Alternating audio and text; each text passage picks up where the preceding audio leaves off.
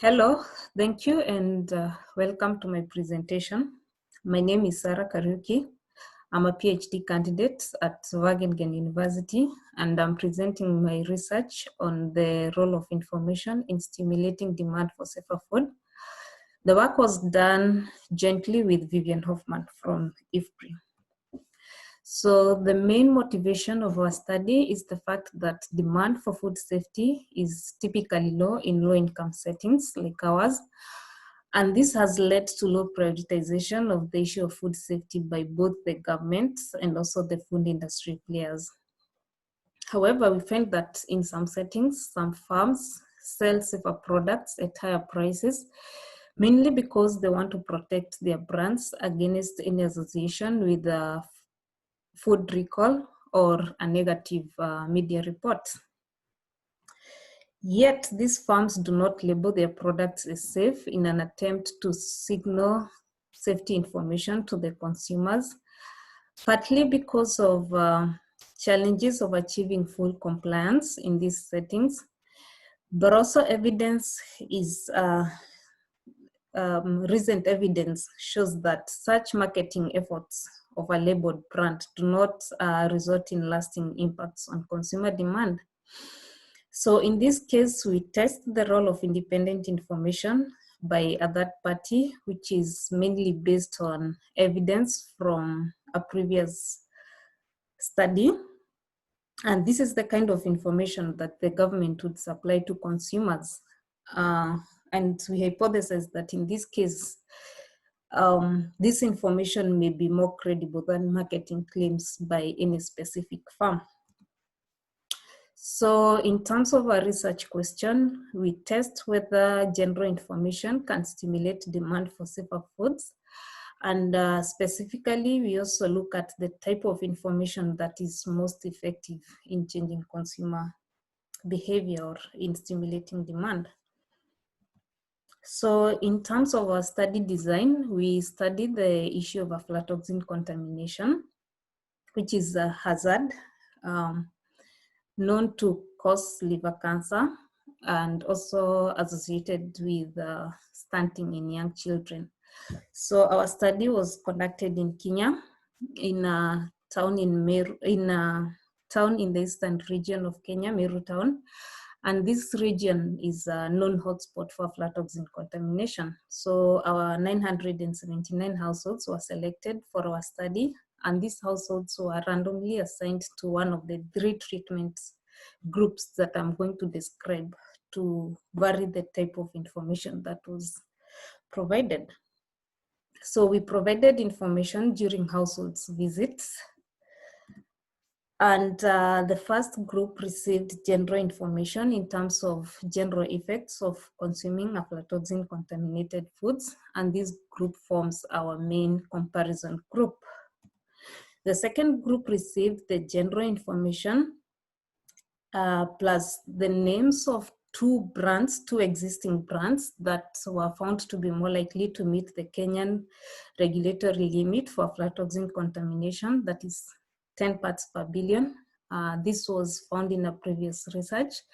And also the result that higher priced flour is more likely to be safe. So the third group received the general information, the information on the brands, the 2 brands, and also they received a rapid test of the maize flour that was being consumed at the time of visits. And the result of the test was shared with the respondents, basically showing whether the flour was above or below 10 parts per billion.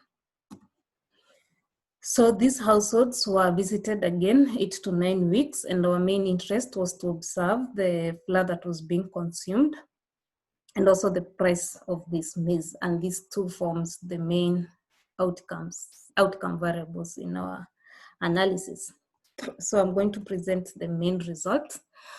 First, we start with the role of information or the impact of information on the consumption of any of the recommended brands, which in this case we refer to as safe brands.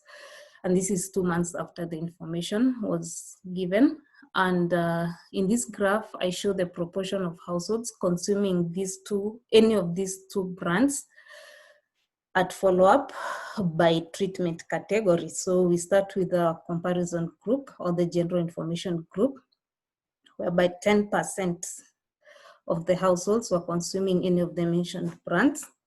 Then the second group is the group that received the brand recommendations, where we find around 13% of the households consuming any of the mentioned brands.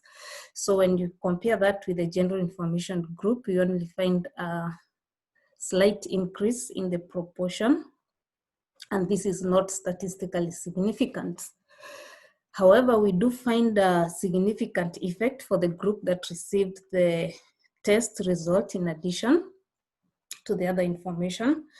And we find that this around 18% of this group of households assigned to this group were consuming a safer brand at endline, and this is statistically significant. Is significantly different from the proportion of households in the general information group.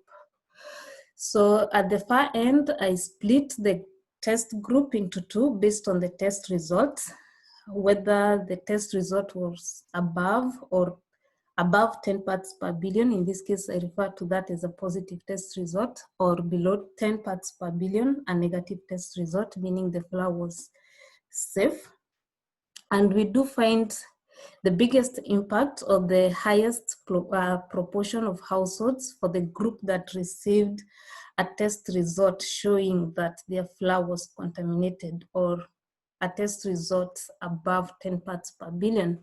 And these households were 3 times more likely to be consuming a safer brand compared to the general information group. And for the group that received a negative test result, we only find a slight increase above that of the general information group by about 5 percentage points. This effect is weakly significant, but it's not statistically different from the group that received the general information, the brand specific information.